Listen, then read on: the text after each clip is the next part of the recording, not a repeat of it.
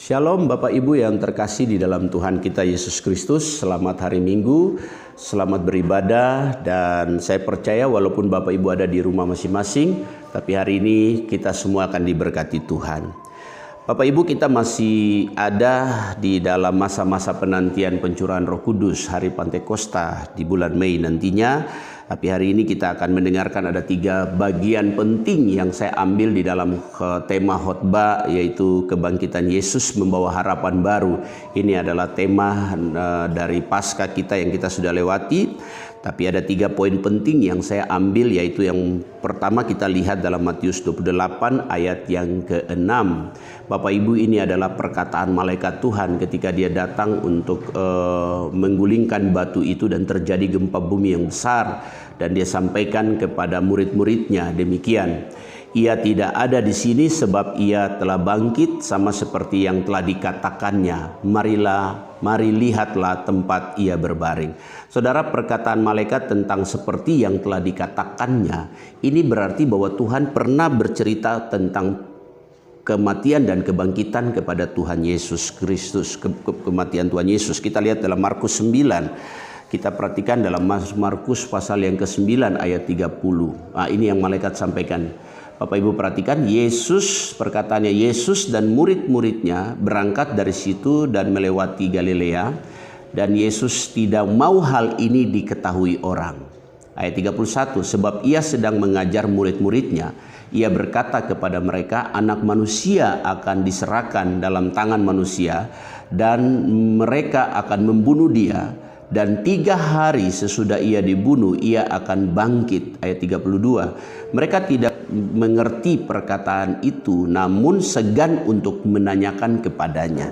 Bapak Ibu, apa yang Yesus perkatakan murid ini? Bahwa Yesus memberikan mereka pesan-pesan profetik, pernyataan-pernyataan daripada Bapa kepada Yesus pada saat pertama kali Yesus menemukan 12 murid ini dan membawa mereka untuk penginjilan pertama. Yesus sudah sampaikan bahwa anak manusia akan menderita dan mati dan akan bangkit pada hari yang ketiga.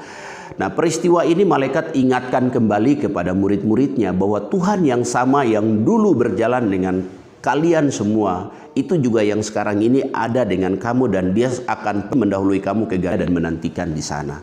Apa maksud dari perkataan ini adalah supaya walaupun Yesus pernah ada dengan mereka dalam waktu yang singkat, tapi dia bangkit, dia tetap Allah yang berfirman. Dia tetap menyampaikan isi hatinya kepada murid-muridnya. Dan ini dia berjanji dia tidak akan pernah berdusta. Ini perkataan yang pertama dari malaikat. Yang kedua, Bapak Ibu kita perhatikan, yang kedua adalah ayat yang ke-7. Dan segeralah pergi dan katakan kepada murid-muridnya bahwa ia telah bangkit dari antara orang mati. Ia mendahului kamu Galilea, di sana kamu akan melihat dia, sesungguhnya aku telah mengatakannya kepadamu, saudara.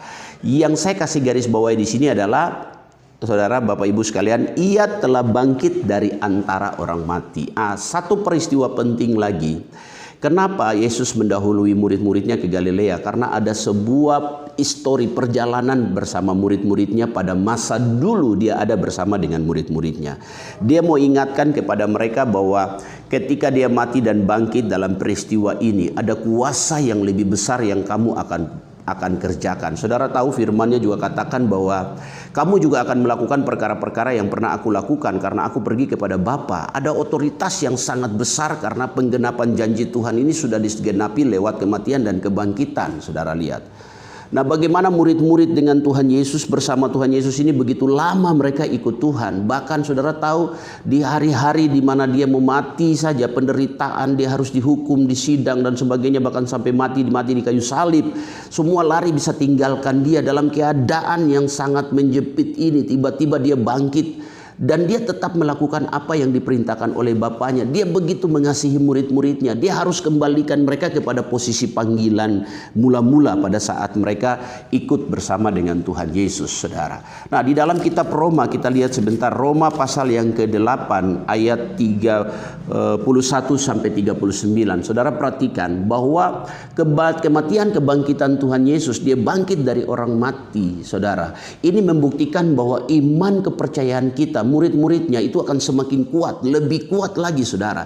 Nah, perhatikan Ayat 31 dalam Roma 8, sebab itu apakah yang akan kita katakan tentang semuanya itu? Jika Allah di pihak kita, siapakah yang akan melawan kita? Nah, sekarang saudara ada di rumah masing-masing, saudara harus merenungkan. Yang pertama tadi adalah perkataan firman Tuhan, ada janji Tuhan. Yang kedua, saudara harus memiliki kuasa kebangkitan, yang artinya di dalamnya juga punya keyakinan iman yang kuat begitu. Siapa yang akan melawan kita?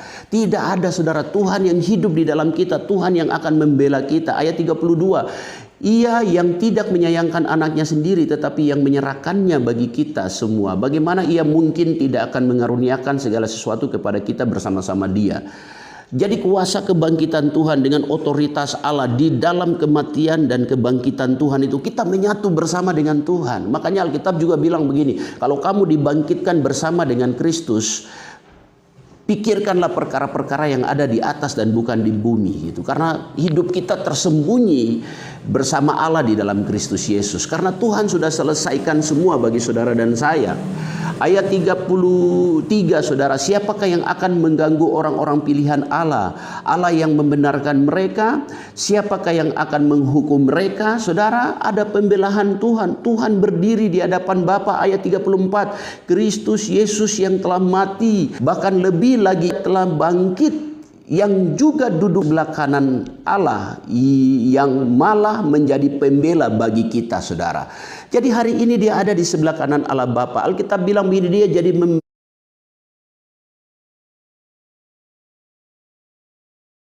menghilangkan maut, sudah selesai. Kalau maut, sakit, penyakit, semua persoalan, semua sudah selesai. Tuhan berdiri bahkan menjadi pembela di antara saudara dan saya. Ayat 35 kita perhatikan. Siapakah yang akan memisahkan kita dari kasih Kristus? Penindasan atau kesesakan atau penganiayaan atau kelaparan atau ketelanjangan atau bahaya atau pedang, saudara. Saya lompat ke ayat 37. Tetapi di dalam semuanya itu kita lebih daripada orang-orang yang menang, sebab Dia telah mengasihi kita. Tidak ada, saudara. Tidak ada yang bisa menghalangi kita, saudara. Penindasan, kelaparan dan sebagainya, situasi yang hari ini kita juga hadapi lewat COVID-19, virus corona ini. Tidak ada yang bisa pisahkan kita dari kasih Kristus di dalam peristiwa kematian dan kebangkitan. Dia tetap siara. Perhatikan murid-murid yang selama ini ikut dengan Tuhan. Mereka juga buat kesalahan. Petrus menyangkal Tuhan Yesus 3 kalinya, saudara. Tapi tetap Tuhan datang temui mereka. Tuhan temuin keluarga mereka. Tuhan ketemu Maria Magdalena. 7 roh jahat yang mengikat dia pun juga dibebaskan, saudara. Hari ini Tuhan sedang menemukan saudara di rumah-rumah saudara masing-masing. Saya kembali kepada ayatnya yang kedua, Matius 28 tadi kita perhatikan. Di situ disampaikan bahwa Ia telah bangkit dari antara orang mati, ayat ke-7 ya.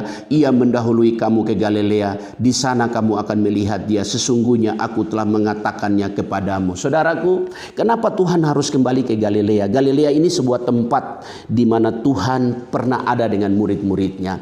Galilea ini juga bicara ketika murid-muridnya Tuhan menyuruh mereka ke sana. Di sana mereka akan mengalami yang namanya penyegaran rohani. Mereka kembali, fungsi keimaman ini harus kembali. Yesus harus menunjukkan kepada murid-murid di Galilea itu adalah pondasi ketika mereka ikut Tuhan, pondasi kerasulan, pondasi yang dimana apostolik, profetik, rasul-rasul ini kembali kepada pengajaran yang murni daripada Tuhan. Di sana mereka mengerti kenapa Tuhan suruh mereka ke Galilea. Mereka diingatkan kembali, ada pembaruan motivasi pelayanan mereka yang mungkin sudah menyingkir jauh, saudara.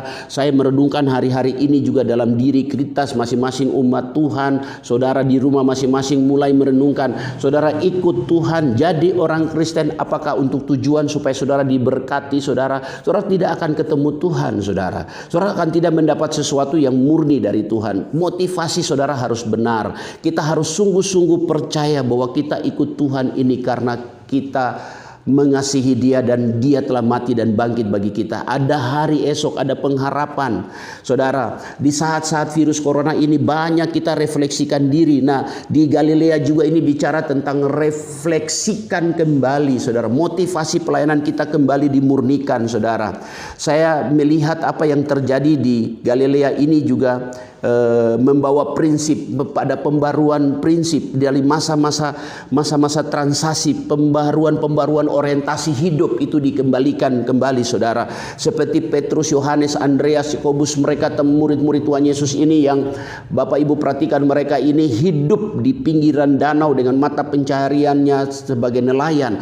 Perahu mereka bertolak ke tengah danau untuk mencari ikan dan sebagainya. Tiba-tiba harus tinggalkan mata pencarian mereka dan Tuhan bilang, ikut aku akan menjadikan engkau penjala manusia. Saudara, mereka harus tinggalkan mata pencarian mereka, bahkan lebih daripada itu tinggalkan keluarga mereka.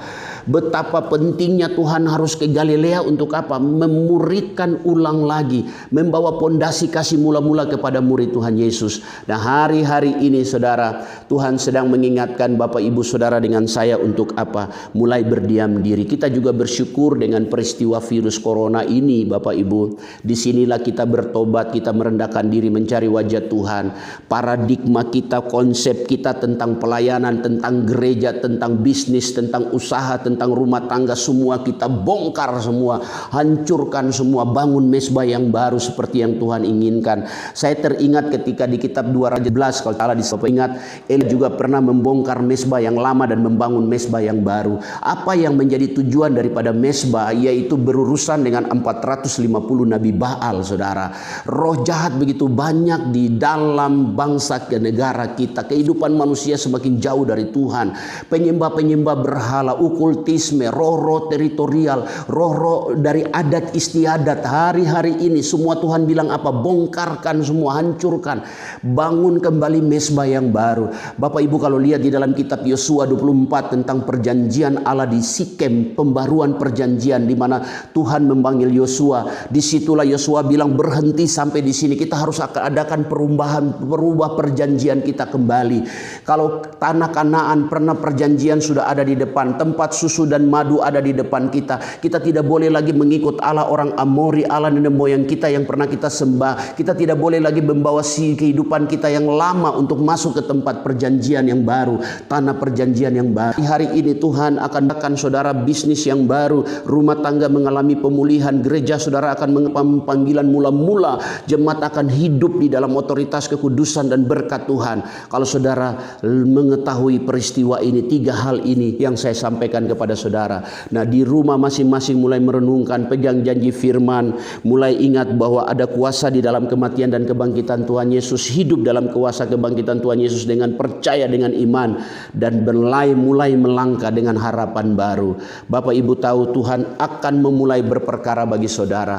Kita ucap syukur karena Tuhan sudah memberikan kesempatan kita melewati wabah virus ini, dan kita akan terus berjalan memasuki masa-masa ke depan, terus berdoa bagi pemerintah kita masing-masing, berdoa bagi tetangga, semua keluarga kita akan melihat sesuatu yang baru. Mari saya ajak kita saya tutup di dalam doa, saya ajak kita berdoa bersama untuk pemulihan Tuhan bagi kita semua.